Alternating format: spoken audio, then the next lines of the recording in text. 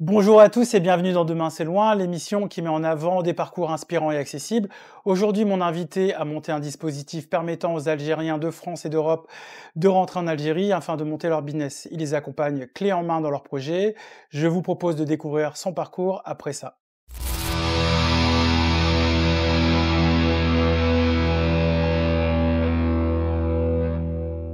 Bonjour à tous, aujourd'hui mon invité est auteur, producteur, mais aussi entrepreneur, et c'est dans ce cadre que je le reçois aujourd'hui, puisqu'il a monté une organisation permettant aux Algériens de France et d'Europe de rentrer dans leur pays d'origine afin de pouvoir monter leur business. Il les accompagne dans leurs projets de A à Z. Je vous propose d'accueillir Béor. Comment ça va Béor? Ça va très bien et toi? Tu vas bien? Très, très bien. Quand je suis avec toi ici, ça va, ça va. Alors, Béor, est-ce que tu veux te présenter en 2 mots avant de parler de ton projet Algidor? Ben, je m'appelle Béor, de métier, je suis réalisateur et producteur. Dans l'entrepreneuriat depuis maintenant plus de 20 ans. Ça fait quand même un peu beaucoup maintenant, ça commence à chiffrer, on va dire. J'ai fait énormément de projets en France, j'ai fait, énormément de social aussi. J'ai une association en France qui a aidé énormément de jeunes à se former dans tout ce qui est milieu, cinématographique, audiovisuel. Et là maintenant, depuis quelque temps, je me suis, beaucoup penché sur, le côté, de mes origines, de l'Algérie et je lance, une société en Algérie qui aide les Algériens de l'étranger à s'installer là-bas. Parce que j'ai ouvert ma boîte de production en Algérie, début d'année 2025 et j'ai eu pas mal d'obstacles à surmonter et je me suis rendu compte qu'on pouvait éventuellement faciliter aux autres et créer aussi une sorte de synergie avec les autres sociétés parce que non seulement on va aider les sociétés, les particuliers à vouloir s'installer en Algérie, ouvrir leur société et bien sûr développer leur business, on peut les aider entièrement. Mais il y a aussi ce côté-là où ça va me permettre aussi de faire du réseautage pour eux aussi, de trouver des solutions à des problèmes existants là-bas. Alors, tu disais, tu as connu un parcours du combattant quand tu as essayé de monter ta boîte, alors que tu as quand même un peu de réseau. Quelqu'un qui voudrait monter un projet de A à Z en Algérie, il va connaître les mêmes obstacles, voire plus. Qu'est-ce que Aljudor aujourd'hui propose comme service concrètement? Bah, de faciliter tout. Parce qu'en Algérie, il y a énormément de démarches administratives qui sont assez longues et aussi il faut prendre un facteur qui est très important là-bas, c'est que tout est en arabe. Donc une personne qui ne sait pas lire l'arabe, par exemple, va avoir beaucoup de difficultés à ouvrir sa société en Algérie. Donc nous, on arrive aussi avec cette solution-là qui est très, très importante dans un premier temps. Il faut savoir aussi que les codes là-bas ne sont pas les mêmes qu'ici. Ça veut dire que les démarches administratives ne sont pas du tout les mêmes qu'ici. Il faut être présent normalement. Il y a énormément de papiers à faire. Il y a énormément de notaires à voir parce que là-bas, il faut absolument avoir un notaire pour ouvrir une société. Il faut faire les statuts, il faut avoir les bons codes par rapport à l'activité qu'on a. Suivant l'activité, il faut aussi avoir l'agrément qui va avec. Donc, il y a énormément de choses à mettre en place pour pouvoir ouvrir une société. C'est pas on débarque comme ici, on peut payer un comptable, il va te le faire en quelques jours, ou toi, tu peux le faire directement en ligne. On a beaucoup plus de facilité à ouvrir une société ici que là-bas. Mais j'ai découvert aussi une autre chose de ce système-là qui est en Algérie, c'est qu'il ne peut pas y avoir de fraude. Et donc ils ont créé un système qui est difficile pour ouvrir une société, mais il peut pas y avoir d'usurpation d'identité, il peut pas y avoir toutes ces problématiques que nous, ici en France, on rencontre assez souvent.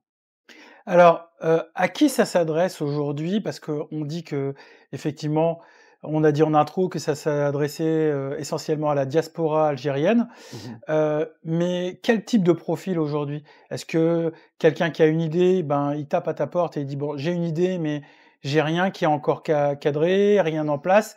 Est-ce qu'on a besoin d'avoir un produit qui arrive à maturité, un projet à maturité? À qui ça s'adresse aujourd'hui? Aujourd'hui, ce que je dis moi aux gens, c'est que le plus important, c'est le bagage que vous avez. C'est vraiment venir avec une certaine expérience, un certain bagage, professionnel. Il faut apporter un plus. C'est ça le plus important aujourd'hui. Il faut pas débarquer sans connaître déjà le marché algérien.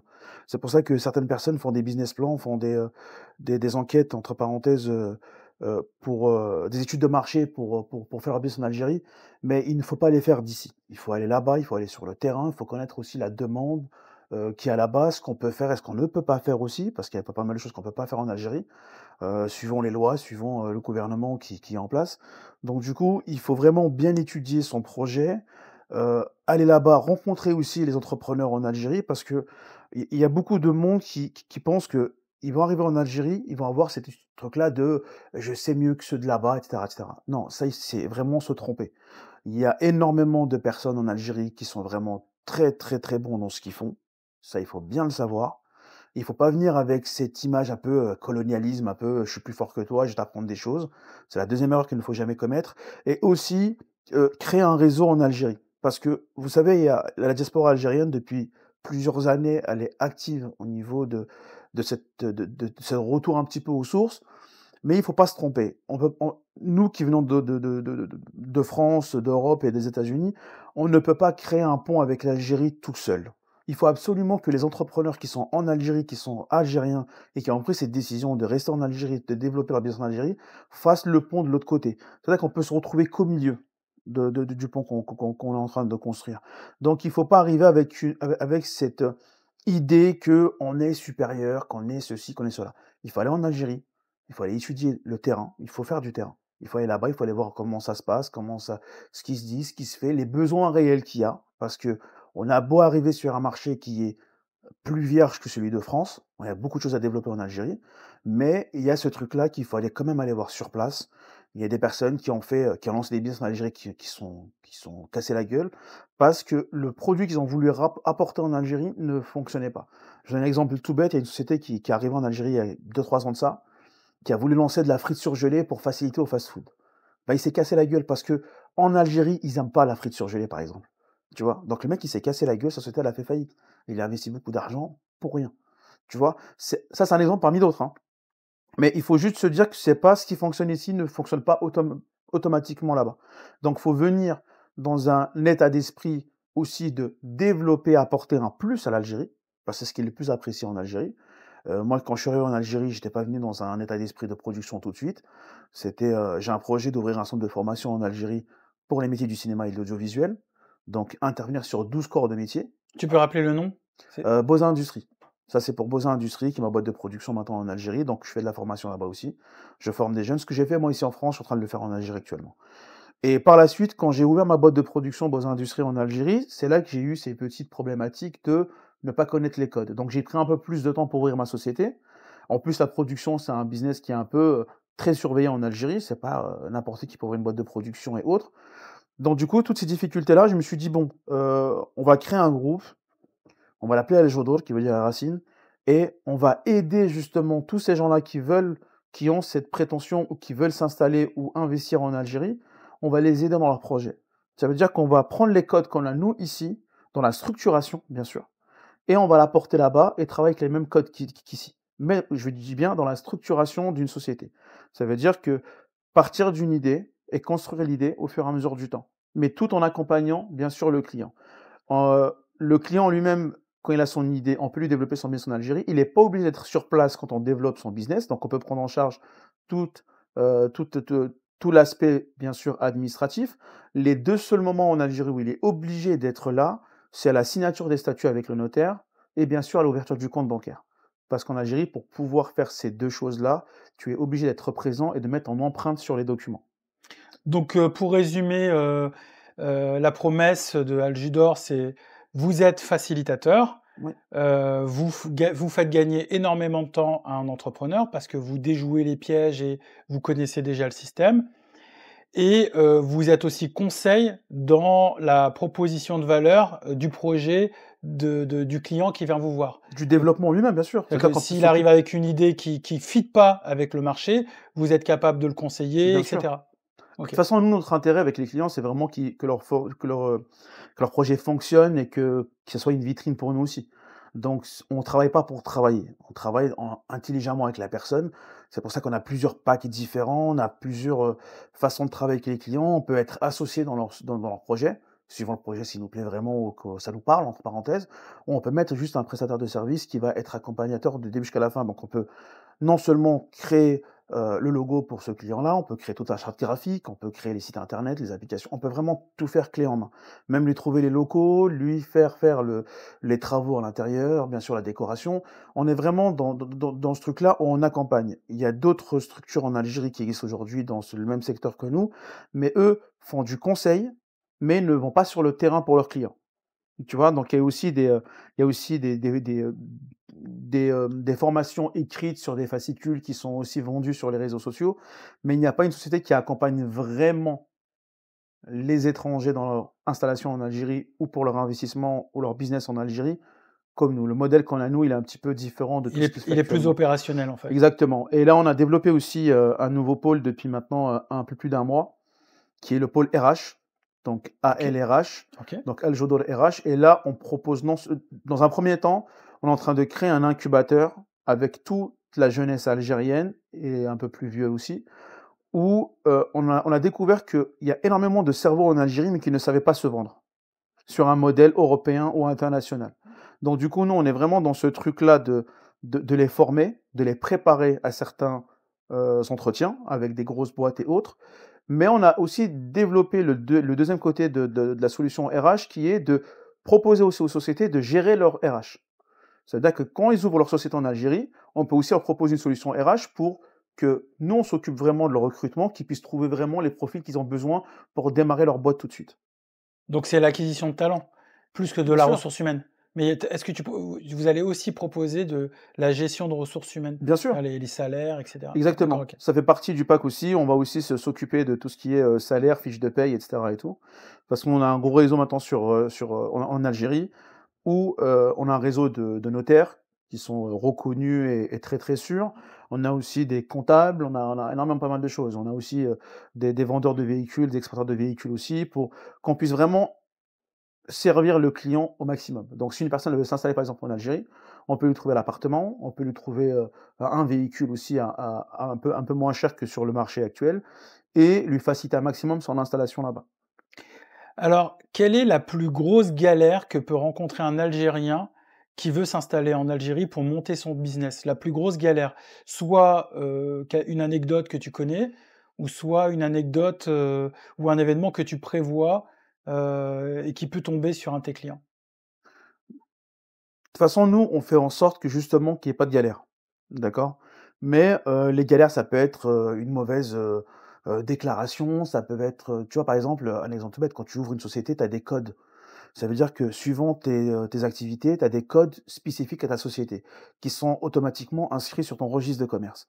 Si tu fais quelque chose qui est en dehors de tes codes, si t'arrive un problème, voilà, tu es dans la merde, tu vois? Clairement. Donc nous, on est là aussi pour pouvoir, hem, le sécuriser au maximum avant qu'il ouvre sa société, mais même après. Tu vois? C'est même par rapport aux fournisseurs, trouver les bons fournisseurs aussi. Ça veut dire que, tu peux avoir des fournisseurs n'importe où dans le monde, hein, il y a pas qu'en Algérie, mais tu peux avoir des fournisseurs qui peuvent te mettre une galère, n'importe quoi.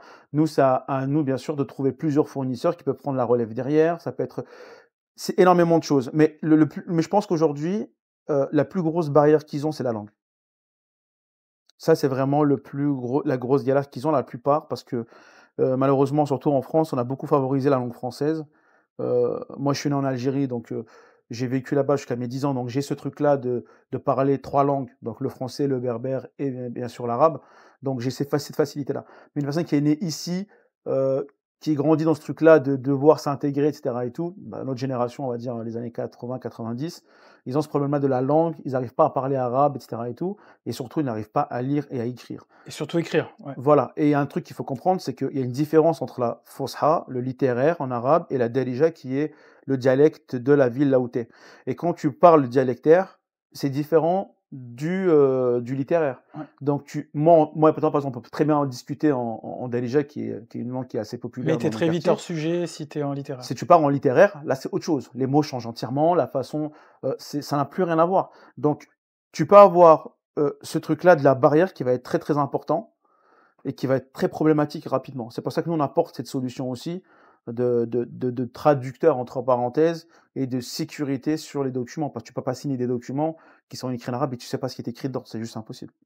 Alors aujourd'hui, vous êtes une nouvelle société, mais est-ce que vous avez déjà, accompagné plusieurs clients, dans leur démarche, en Algérie? Alors officiellement, on est ouvert maintenant depuis un peu plus de 2 mois et demi, mais ça fait déjà maintenant, plus de 6 mois que je travaille là-bas avec des gens, Ouais. avec des entrepreneurs à qui j'ai facilité énormément de choses. Donc il y a eu des business qui ont été ouverts, il y a un restaurant qui a été ouvert, un salon de coiffure, un salon d'esthétique. Là, on est sur un projet d'ouvrir aussi un nouveau restaurant là-bas aussi, et aussi un garage, un peu comme Point S ici un peu en France, tu vois? Donc c'est vraiment un truc assez high-tech et cetera. C'est un client qui va absolument faire ça là-bas et du coup, je suis vraiment on est vraiment en train de l'accompagner à fond et ce qui est bien, c'est l'enthousiasme que tu as avec ces clients-là, qui sont des entrepreneurs en France, mais qui ont eu ce gros problème d'être «écœurés» entre parenthèses, d'être déçus du système dans lequel on est ici en France, qui est, trop de taxes, trop de charges et cetera et tout et ces gens-là, ils ont pris la décision de tout vendre et d'aller investir en Algérie pour avoir plus de liberté parce que c'est vrai, tu as plus de liberté là-bas. Contrairement à ce que beaucoup de gens pensent, on a beaucoup plus de liberté et je pense aussi qu'aujourd'hui, il y a un effet aussi de retour aux sources, que les gens en ont besoin. Il y a aussi ce côté d'harcèlement que beaucoup de gens vivent ici en France. Heu, En Algérie, tu as ce truc-là de liberté, quoi. Tu peux t'habiller comme tu veux, où tu peux pratiquer ta religion comme tu veux. Et ici, non, les gens, ils sont très, c'est du harcèlement, faut dire les choses comme elles sont, tu vois? Et là-bas, ils trouvent cette liberté-là. Un exemple tout bête, hein, moi, ça fait maintenant depuis le mois de décembre que je pars tout le temps souvent en Algérie. Et j'ai découvert en Algérie ce que c'était que se poser à une terrasse et de prendre un verre, quoi, tu vois? Ici, j'avais pas le temps. Là-bas, j'ai appris à prendre du temps. Et ça, je trouve que c'est très important dans la vie de tout le monde. Le niveau scolaire en Algérie, c'est juste je trouve ça magnifique, j'ai été vraiment très, très étonné de ça. Le service, de santé, j'ai eu 2 petits problèmes de santé en étant en Algérie. Quand j'étais dans le désert, j'ai été piqué par un moustique, tigre. Ça fait très mal, hein, je te le dis clairement. J'ai été accueilli dans un hôpital en plein milieu du désert qui était vraiment, au top quoi, tu vois? Pas d'attente, rien. Mmh. C'était, prise en charge tout de suite, ça a été top et là, j'ai eu un petit problème encore de santé quand j'étais sur Alger au mois de cet été et j'ai été accueilli dans un hôpital là-bas où ils se sont occupés très, très, très, très bien de moi et aujourd'hui, je le dis clairement à ceux qui ont des questionnements là-dessus, on n'a rien à envier du système qui est ici en France, clairement. Que ça soit au niveau de la santé, que ça soit au niveau de tout quoi, de l'alimentaire, aujourd'hui en Algérie, on n'a pas peur quoi. Tout est bio, tu vois? Tout ce qui est produit, c'est interdit en Algérie. Tu vois? C'est interdit. Il y a rien qui est modifié là-bas, tout est bio. Tu vois? Donc même au niveau de l'alimentaire, même quand je suis là-bas, je me sens mieux quand je mange. Je perds du poids là-bas, alors que je mange plus, faut pas comprendre. Là-bas, on fait 4 repas par jour, donc du coup, tu as le matin, midi, goûter et le soir. C'est dans les mœurs, c'est comme ça en Algérie et même avec tout ça, je trouve le moyen de perdre du poids, tu vois? Donc moi, je pense qu'aujourd'hui, il faut pas juste aller en Algérie pour, ce truc-là d'entrepreneuriat. Il faut aller en Algérie pour Un aussi projet de vie. une qualité de vie qui est très, très importante. Tu vas avoir une tranquillité de vie où tu sais qu'à l'école, ils vont pas lui parler de sexe et compagnie à ton gosse qui est tout petit, parce qu'il a rien à voir avec ça dans la tête.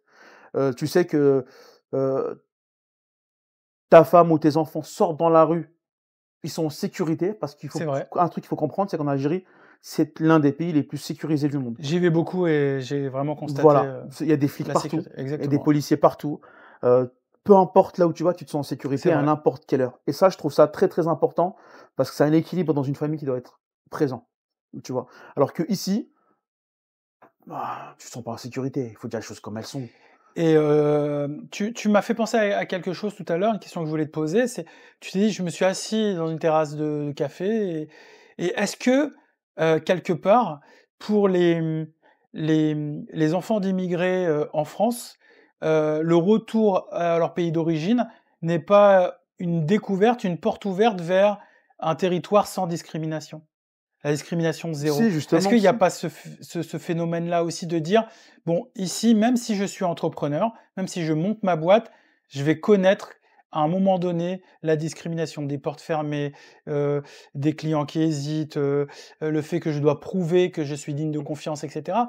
Toute cette charge raciale qu'on a accumulée, depuis l'enfance, est-ce qu'elle se libère pas une fois qu'on arrive sur un territoire où on trouve des individus qui sont comme nous, qui nous ressemblent?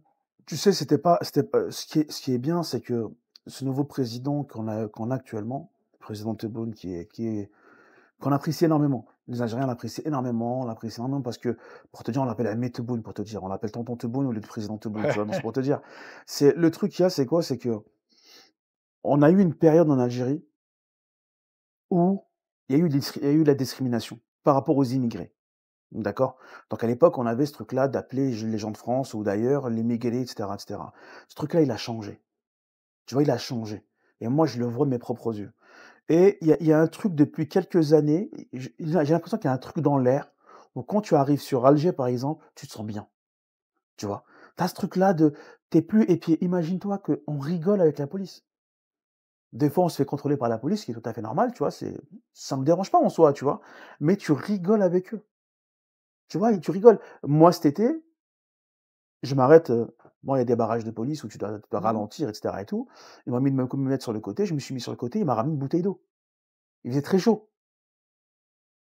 Est-ce que tu as déjà vu toi Non. ici? Tu vois, je veux dire, j'ai vu des gens, moi-même, quand j'ai fait mon reportage, j'ai fait un reportage là-bas, au mois de mai, avec un artiste franco-algérien qui a fait un retour aux sources et on a fait un reportage. Moi, je me suis même arrêté en plein milieu du désert, à 3 heures du matin, où on s'est fait contrôler. À la fin du contrôle, tellement qu'ils étaient sympas, j'ai pris un pack de jus, je leur ai donné. Et cette proximité-là avec la police qu'on n'a pas en France. Tu vois? Il y a de l'entraide, il peut y avoir un accident, il peut y avoir n'importe quoi, tout le monde est autour, tout le monde aide, tout le monde on n'a pas ça. Ici, aujourd'hui, je suis désolé, il y a plein de fois où je passe sur le périph', où tu passes dans une rue, il y a un accident, n'importe quoi, les gens, ils passent, ils regardent, ils prennent une photo, ils se cassent, tu vois? Ce truc-là, on l'a pas là-bas. Il y a vraiment tu pas faim, tu payes pas. Tu as des stations-service, je l'ai vu de mes propres avant, je le voyais sur les, vidéos podcasts, heu je l'ai vu de mes propres yeux, une affiche où si tu as de l'argent, tu payes, si tu as pas d'argent, c'est pas grave. Tu peux manger gratuitement ici. Il fait bon vivre en Algérie? Il fait très bon vivre en Algérie. Aujourd'hui, personnellement, l'Algérie s'est développée à un point où elle a rien à envier aux autres pays.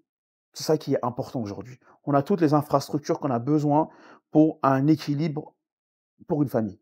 Alors, Aljudor, c'est d'abord destiné aux entrepreneurs parce que du coup, il y a la partie conseil administratif, mais si demain, tu as juste une famille qui dit: «Nous, on aimerait Non, non, revenir», c'est pour eux aussi. Ah non, c'est non, pour eux c'est aussi, on pour est eux aussi. d'accord? Ah OK. bien sûr, non, non, non, Donc c'est c'est pour eux aussi une aussi. cible. C'est pour ça que je te dis qu'on prend aussi, justement en charge tout ce côté-là administratif pour l'installation, Rapatriement, ouais.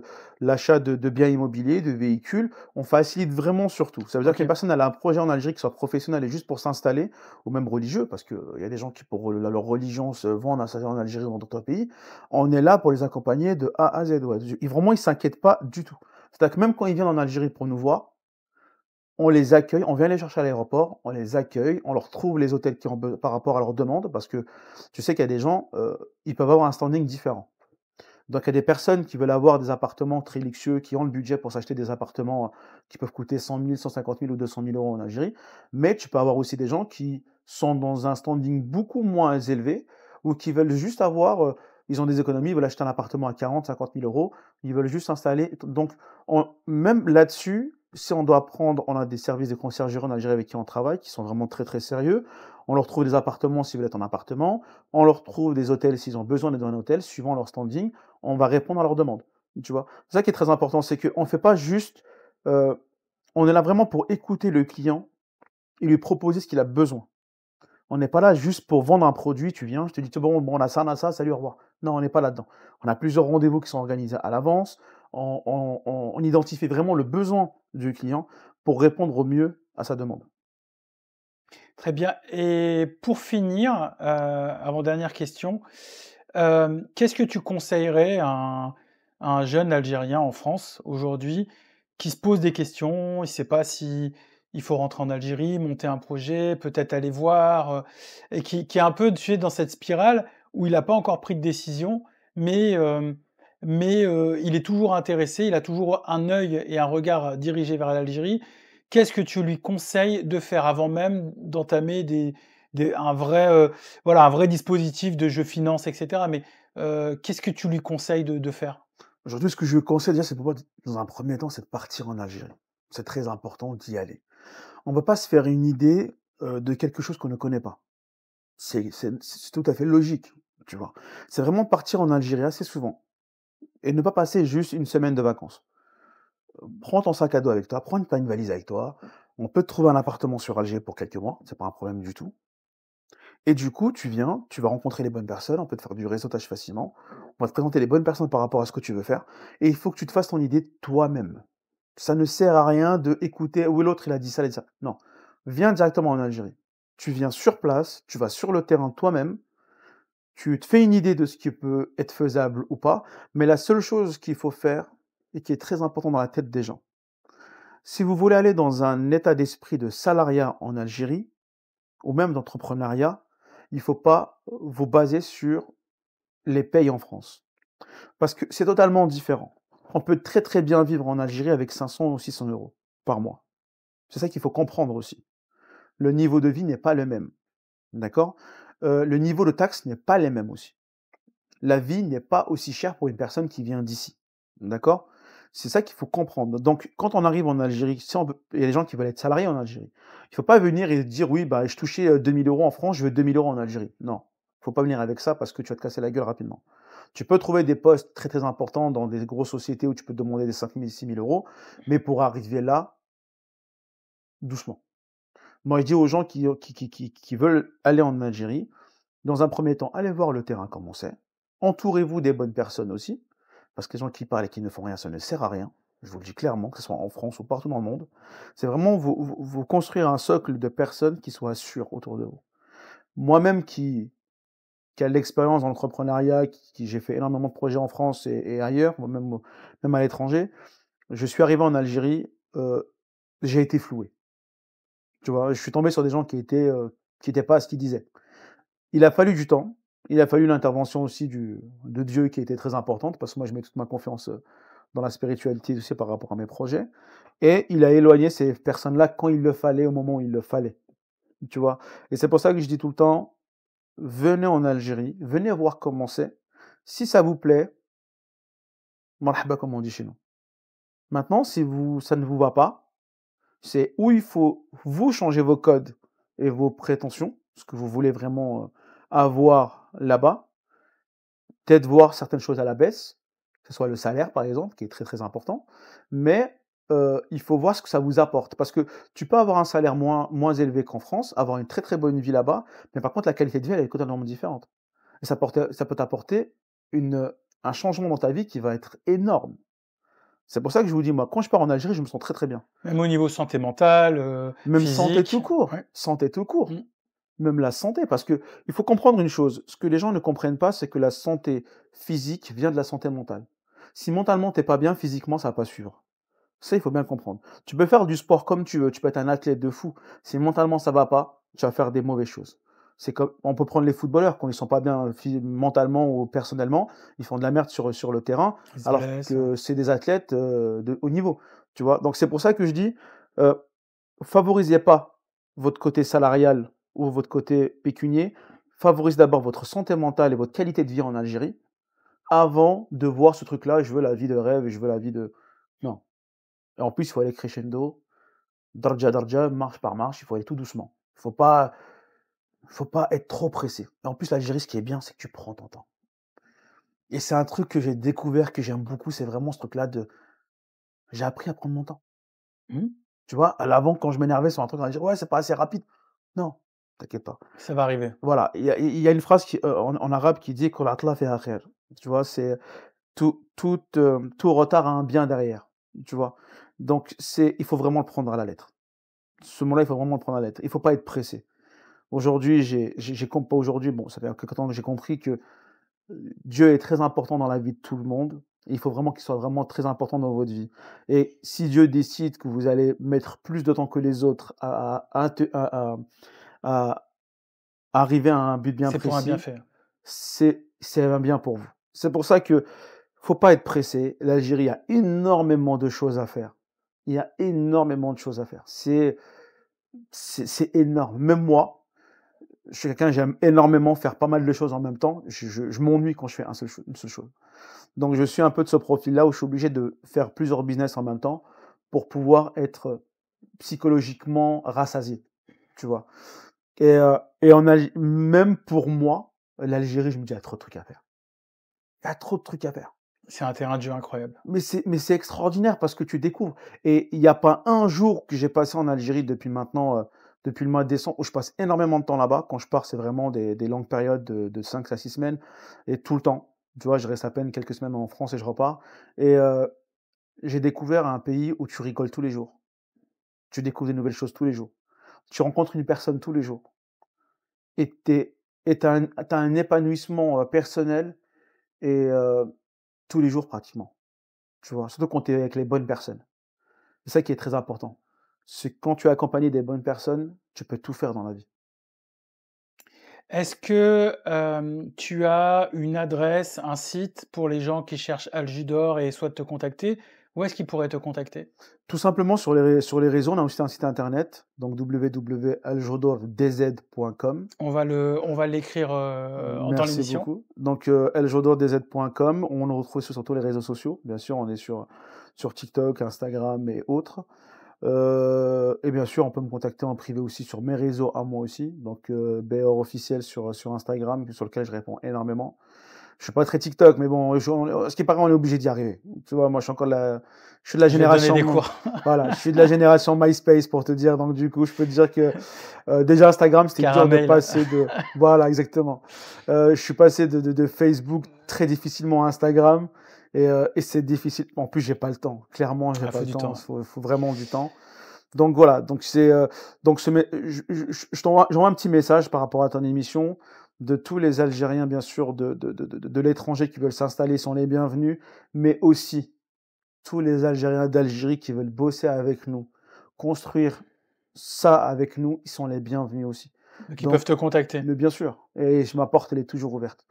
Ma Puisque porte, tu elle es est en pleine toujours ouverte. construction, donc là, tu es en pleine construction d'équipe, tu cherches des talents et cetera. Alors, Donc on peut te contacter même dans ce cadre-là. bah, aujourd'hui, ce qui est bien, c'est que, comme je t'ai dit, la solution RH qu'on a mis en place, donc LR, ALLR Solutions, dans El Jodor, on a besoin de rencontrer tous ces jeunes-là qui ont des talents en Algérie aujourd'hui.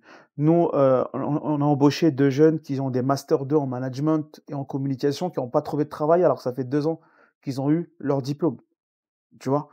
Ce qui est moi, ça me fait de la peine quand je vois ça. Ça fait C'est mal au qu'on a une cœur. jeunesse, on a une très grosse population jeune en Algérie qui est énorme et aujourd'hui, si on peut faciliter justement à créer un vivier de talents et à créer un vivier, un incubateur pour tous ces jeunes-là, on est prêt à le faire. Donc même rencontrer des talents aujourd'hui, rencontrer des gens qui ont des belles histoires. Aujourd'hui, on est en train de lancer, sur Beaux Industries, juste pour la petite parenthèse, on va lancer une chaîne télé, on va lancer énormément de choses, de la formation sur les jeunes pour, les métiers du cinéma, de l'audiovisuel.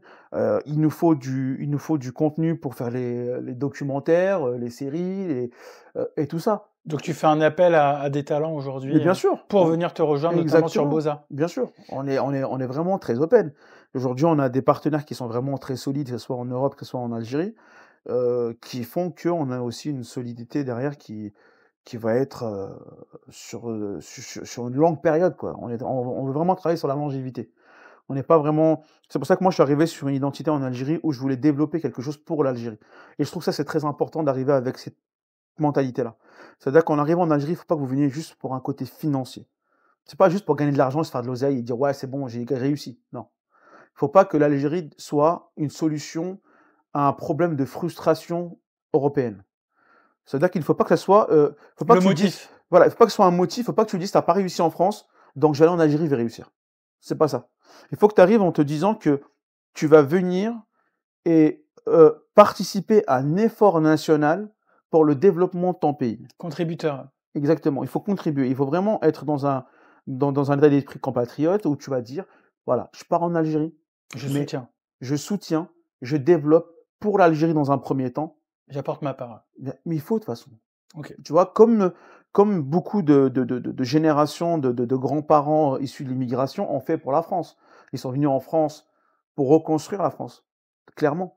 Et c'est grâce à ces gens-là qu'aujourd'hui la France, elle fonctionne. C'est grâce à l'immigration, tu vois? Donc cette immigration-là, entre parenthèses, si aujourd'hui elle veut un meilleur avenir à leurs enfants, avoir une meilleure, structure scolaire, une meilleure structure alimentaire, une qualité de vie qui va être meilleure que ça, parce qu'aujourd'hui tu as une différence entre un 55 m² dans une banlieue et un 150 m² sur Alger. Tu vois, une grosse différence. Les enfants, ils ont plus d'ouverture et découvrent une culture qu'ils ne connaissent pas ici. L'Algérie, c'est pas un pays qui est nombriliste. Tu vois, c'est un pays qui est ouvert à tous les pays africains, qui est ouvert aujourd'hui, tu vois bien, l'Algérie, elle a signé des accords avec l'Italie, avec l'Allemagne, avec énormément de pays dans le monde. Il y a des ouvertures qui sont extraordinaires. Donc c'est pour ça que on arrive dans un pays qui est très ouvert et en même temps fermé. Tu vois? Il est très ouvert à l'étranger, mais qui est quand même sur une image très conservatrice, parce qu'on ne veut pas que l'Algérie devienne un quelconque autre pays. Il faut qu'il garde son identité, il a une histoire qui est très, très Les dure, valeurs, des valeurs qui sont très importantes, famille. la réputation, la famille, la religion qui est très présente dans les foyers en Algérie aussi. Donc je pense que tous ces choses-là, tous ces facteurs-là doivent être plutôt une priorité pour les gens avant de compter sur le côté pécunier qui est aussi important, on va dire. Mais il faut que ça reste vraiment un moyen de vivre et non, un objectif, primordial dans ta famille. Magnifique, merci, Béor. Je te remercie d'avoir accepté l'invitation pour nous présenter Al Judor et de nous avoir parlé aussi de Boza. C'est l'heure de conclure. Merci d'avoir suivi cette émission. Vous pouvez la retrouver sur les chaînes FP92, Africa One et YouTube. On va mettre en description de l'émission de YouTube toutes les informations concernant Al Judor. Vous pourrez contacter Béor concernant l'appel qu'il a fait pour le recrutement des jeunes talents, notamment pour sa solution Boza. Et je vous dis à bientôt. Ciao.